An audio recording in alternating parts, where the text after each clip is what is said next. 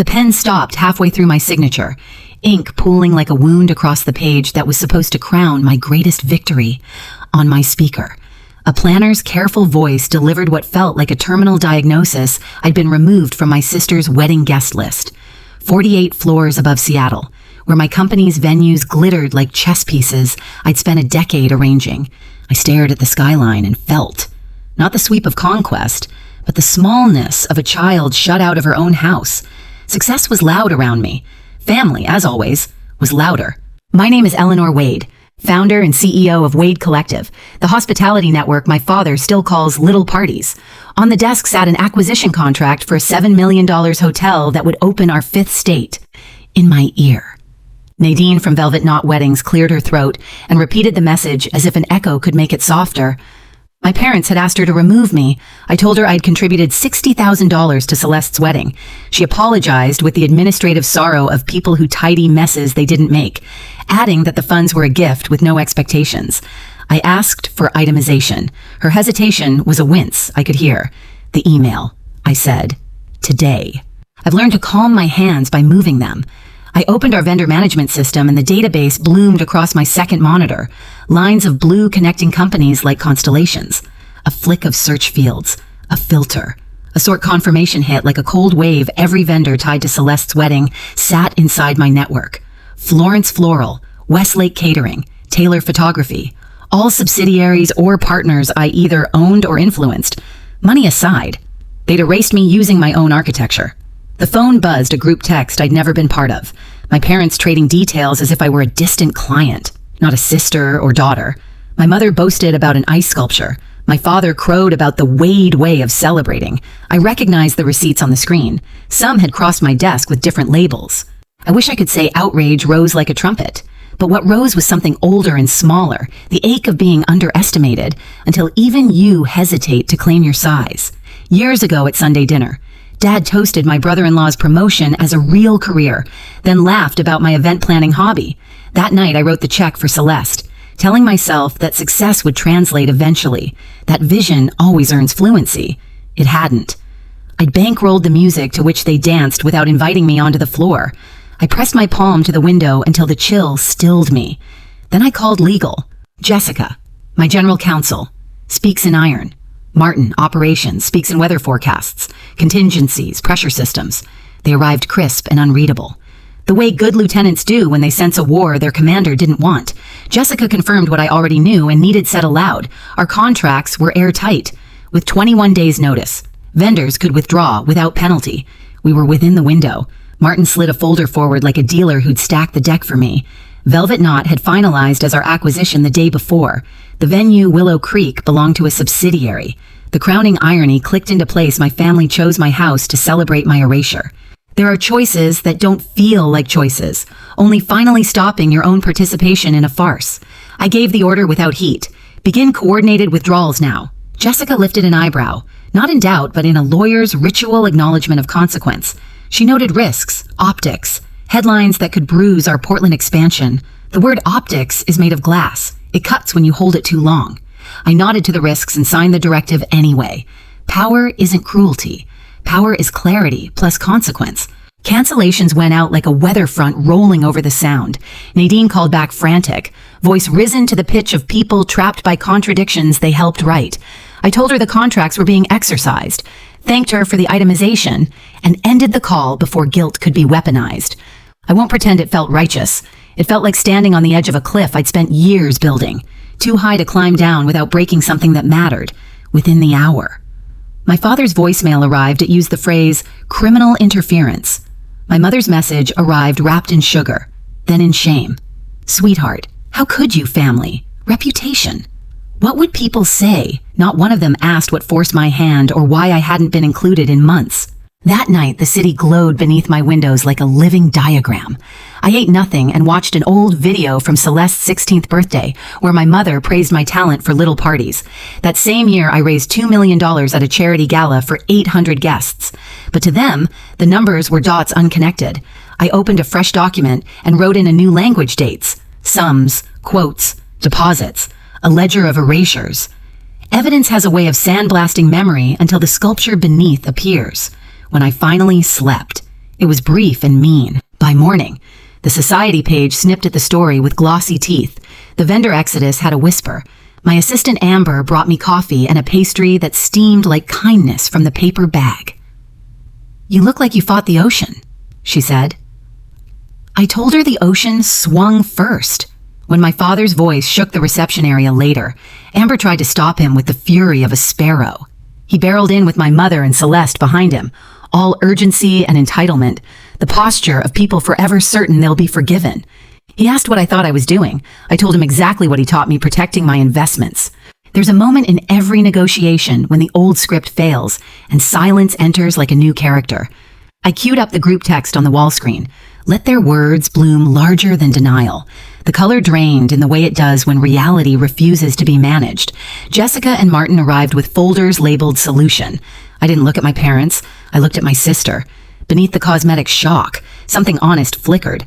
She wasn't ready yet to step toward it, but I saw the first fracture in the story that kept me small. 2 days later, the ocean air carried salt and inevitability as I waited on the terrace of Crescent Bay Lodge, my crown jewel property perched over the Pacific. I had chosen this stage deliberately, where the architecture seemed grown from the cliff itself, a building meant to silence doubters before a word was spoken. When Celeste's car pulled up the circular drive, I watched through glass as awe crossed her face. She stepped onto the terrace, scarf whipping in the wind, her eyes sweeping the infinity pool and the horizon beyond. "This is yours," she whispered, as if the immensity of it rearranged her memories. I gestured to the leather portfolio waiting on the table. "Please sit." I laid out documents like evidence in a trial, the email from Velvet Knot confirming my removal, the bank record of $60,000 transferred to cover her costs, itemized vendor lists that matched my company's network, cancellation notices signed within the last 24 hours. Celeste's hands trembled as she turned each page. "Mom and Dad said you were too busy that weekend," she murmured. "I own the venue." "Celeste, I own the vendors. Did you really think I wouldn't discover it?" Color drained from her cheeks as realization landed. "How much of this industry do you actually control?" she asked. But before I could answer, the terrace doors burst open. Our parents stormed through, father's voice already raised, mother trailing indignation like perfume. "What do you think you're doing?" he demanded. "I told them I was showing my sister the truth they'd buried." He waved me off as childish. A tantrum over an invitation. I pressed the remote and the wall behind me lit up with the Wade Collective's organizational chart, 18 venues across 5 states, hotels, vendors, projected revenue. Dad started to mutter about luck, about little Eleanor playing at business. I advanced slides, employee headcounts, growth curves, $83 million in annual revenue. The room shifted. Mother attempted softness, calling it my little company. My voice cut across hers. "My little company is worth more than Dad's ever was." The sentence cracked the air open. For once, silence fell on their side of the table. It was Celeste who moved first, standing sharply and telling them to leave.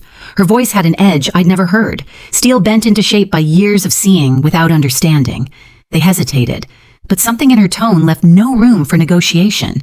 When the terrace quieted, she turned to me with tears brightening her eyes. "I didn't know. That was the point. I told her. Closing the portfolio, they made sure you didn't." Jessica and Martin entered then, calm as surgeons, placing fresh portfolios on the glass table. "The Laurel House is available," Jessica said. "We've replicated your plan with full vendors ready to execute. 21 days is tight, but achievable." Celeste listened with new attentiveness, noticing how they addressed me with respect for the first time. She seemed to see not just what I'd built, but how many people deferred to it. Later, after she left, my parents' calls shifted tone, less command, more plea. Their friends were whispering, their associates asking questions about the sudden exposure of a daughter they had painted as insignificant, but I didn't answer. I was finished trying to earn their recognition by softening my edges. The next day, our family attorney arrived at my headquarters, briefcase snapping open with the crispness of old power. My father slid a document across the table, a compromise reinstating the original vendors if I would simply relent. I left the paper untouched. "A compromise assumes equal ground," I told them.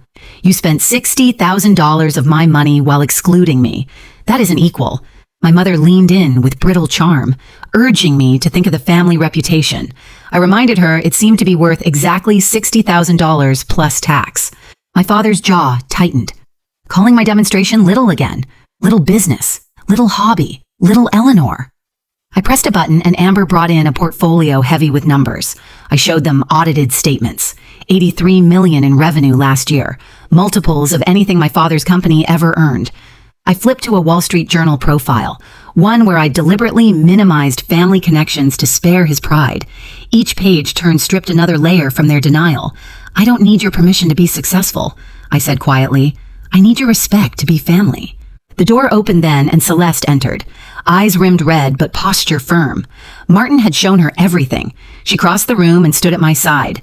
Not theirs. I set my terms without apology, the Laurel House. 1 day only, 80 guests, $185,000, prepaid. My father sputtered about outrage. I corrected him. Market rate, family discount. Celeste lifted her chin and asked for a tour. Not of the venue only, but of everything. So I showed her. In the ballroom. Crystal chandeliers refracted light across marble floors that cost more than my father's first house. Staff approached me with deference. Miss Wade. Chicago called about the acquisition timeline. Miss Wade, we need approval on lighting. Each interaction was a lens correcting my sister's vision. By the time we reached my office, even my mother noticed the single personal photo on the shelf, our family at Celeste's graduation. You kept this, she asked, voice small. Some things matter, I said. Celeste took my hands and asked me to be her maid of honor. I told her only if it was because she wanted me, not because she felt forced. I always did, she whispered. I just didn't know. My father stood at the window, his reflection blurred against the city. When he finally turned, his voice carried an admission I'd waited decades to hear. We never really looked. My mother signed the check for Laurel House in silence, her hand trembling. For once. There was no argument, no diminishment, only acknowledgement. Power had shifted not through rage, but through revelation. My sister embraced me with tears on her face. Over her shoulder, I met Martin's eye and gave a single nod. Make it perfect, I told him. Because sometimes family isn't about forgiveness or revenge. It's about finally being seen, and then choosing to build forward anyway. On the morning of the wedding, sunlight streamed through the Laurel House atrium, transforming its glass and steel into a cathedral of light. White roses cascaded from suspended installations. 1,000 blooms framing a space that bore my name, even if my family rarely spoke it. My team moved like an orchestra deliveries signed. Champagne chilled. Every detail synchronized without me needing to raise my voice. Years of building, years of commanding respect in rooms where I had once been overlooked, had taught them to read my gestures the way musicians read a conductor's baton. Today, perfection was not just a standard, it was a statement. Guests began to arrive, glittering in their finery, voices rising in admiration as they passed beneath the floral archways. My parents entered quietly, their postures subdued, the arrogance of weeks earlier replaced by something closer to humility. For once, my father's eyes did not dart toward his watch, measuring how long until he could leave. Instead, he took in the grandeur of the venue with an expression I couldn't quite read, part pride, part regret, and something else that looked like recognition. My mother approached me with the faintest tremor in her smile. Everything looks stunning. Eleanor, she said, and for the first time in memory, her words did not carry the sting of comparison. Thank you, I replied, then introduced her to Jessica. Martin and Colin, my executives, one by one. They greeted her with the same respect they reserved for me. Mrs. Wade, a pleasure. She looked at them in surprise, as if realizing my influence extended far beyond these walls. When the ceremony began, I stood near the altar as Celeste's maid of honor. Her gown caught the light like water, flowing with each step. As she passed me, she squeezed my hand, and the gesture spoke more than vows. The officiant's words blended with the music, the applause, the steady rhythm of the ocean beyond the glass walls. For a moment, I allowed myself to feel not the strategist or the CEO, but simply the sister, standing in a place I'd once thought forever closed to me. When Celeste and James exchanged rings, the cheers rose like a tide, and I knew that no matter how fractured the past, something had been mended here, however imperfectly. Later, at the reception, the clink of crystal glasses echoed across white linen and candlelight. I rose to give my toast, the room falling into attentive silence. To Celeste and James, I began, my voice steady. Family is complicated, legacy even more so. I let my gaze rest briefly on my parents, then returned to the newlyweds. You don't build empires out of spite, you build them with vision. And then, you decide who gets to share the view. Applause broke out, followed by Celeste rising to take the microphone, her eyes glistening. "Not just my sister," she said, her voice thick with emotion, "but my inspiration." The words landed in the room like a benediction. Guests leaned forward, murmurs rippled, and for the first time in years, I felt seen without qualification. Afterward, while guests danced beneath chandeliers, I stepped onto the terrace. The sunset painted the water copper and gold, the horizon stretching into infinite possibility. Jessica and Martin found me there, glasses in hand, to flawless execution. Martin toasted. "And bulletproof contracts," Jessica added with a knowing smile.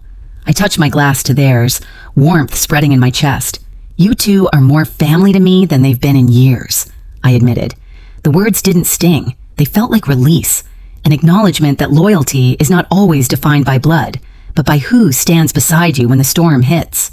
Months later, Sunday dinner unfolded not at my parents' house, but in my penthouse overlooking the Seattle skyline I had claimed building by building.